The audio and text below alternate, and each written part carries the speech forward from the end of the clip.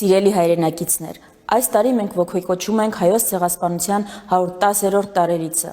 Տասնամյակների անդադար պայքար արդարության, ճանաչման ու հատուցման համար։ Եվ այս պայքարը անարդյունք չի եղել։ Աշխարհի տասնյակ երկրներ ճանաչել են Հայոց ցեղասպանությունը, իսկ մի քանիսը նրանցից նույնիսկ քրեականացրել են դրա ժխտումը։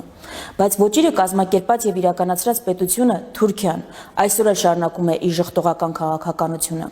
Շարունակելով ժխտել, Թուրքիան շարունակում է ցեղասպանել։ Հանցագործին չպատժելը իսկապես եւ միշտ ծնում է նոր հանցագործություններ։ 2023 թվականին Արցախում տեղի ունեցած էթնիկ զտումը դրա վառ վկայությունն է։ Եվ եթե Հայոց ցեղասպանությունը ժամանակին արժանանար համընդհանուր դատապարտման ու մեղավորները պատասխանատվության ենթարկվեին, այսօր գուցե Արցախը մենք չէինք տեսնի հայաթափ։ Սա է պատճառը, որ ցեղասպանության ճանաչումը, դատապարտումը պարզապես պատմական արդարության հարցեր չեն այլևս։ Դա առաջին հերթին մեր անվտանգության, մեր գոյության իրավունքին վերաբերող հարց է։ Այսօր առավել քան երբևէ պարզ է, ոճի ուրացումը հղի է նոր ոճիրներով։ Հիշելը կանխելու միջոց է, պայքարը գոյատևման պայման է։ Սակայն ինչ է անում մեր պետությունը։